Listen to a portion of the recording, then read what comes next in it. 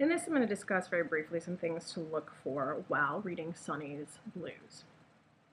This is a story, and you'll notice the date of publication is 1957.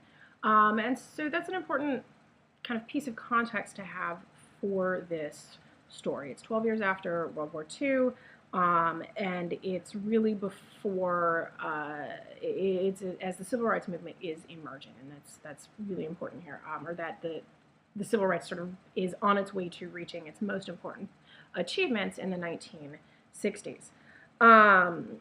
So this is a story about, in many ways, about the Black experience, the African American experience in New York City, and that we have two characters, the narrator, right, who, and then Sonny, his younger brother, significantly younger brother, and that they have two very different life experiences. The narrator is a math teacher, right? He was in the service during the war, all those kinds of things. Sonny is a musician, and there's a point of conflict for them. And then, of course, Sonny gets in trouble with drugs, and that's sort of where we begin finding out that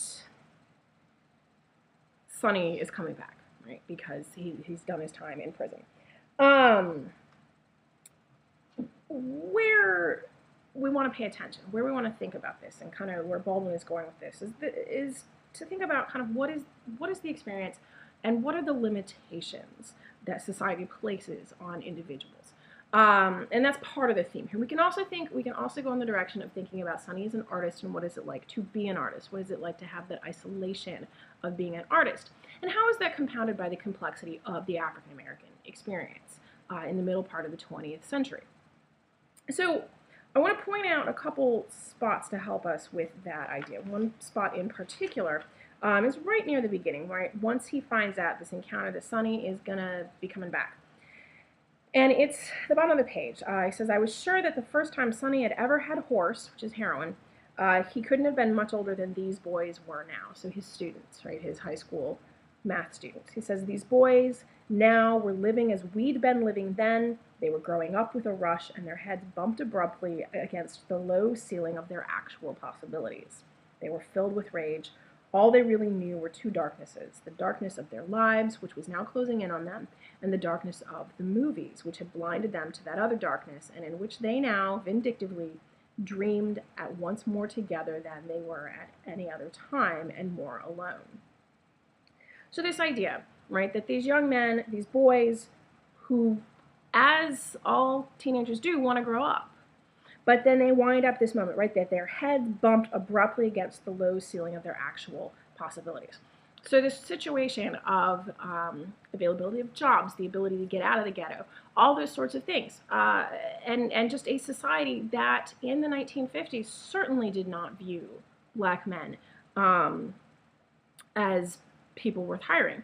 And this is something we'll see again in Lorraine Hansberry's play, A Raisin in the Sun, that this is a theme that many of the authors, particularly African-American authors of the middle part of the 20th century, were really grappling with, and really drawing attention to, that what are the real possibilities for these boys?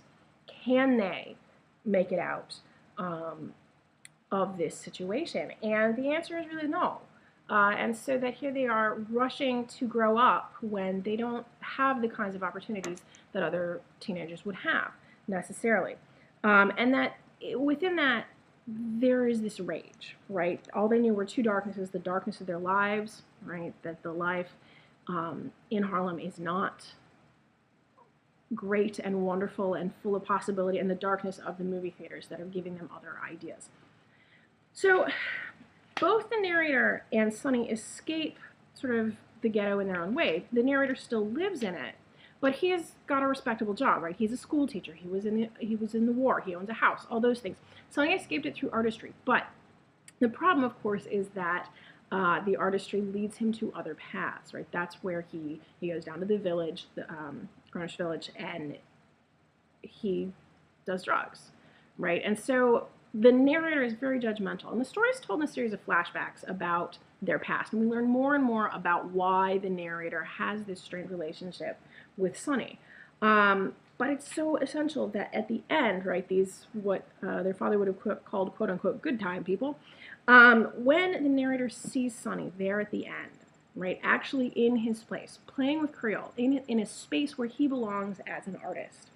That's when the narrator really understands. And so in this, while the piece is called Sonnys Blues, really the character who changes, right? Our protagonist, the character who has an arc, has a recognition, has a realization, is our narrator. He has a new understanding of his brother, and a new understanding of what it means to recognize his brother's humanity.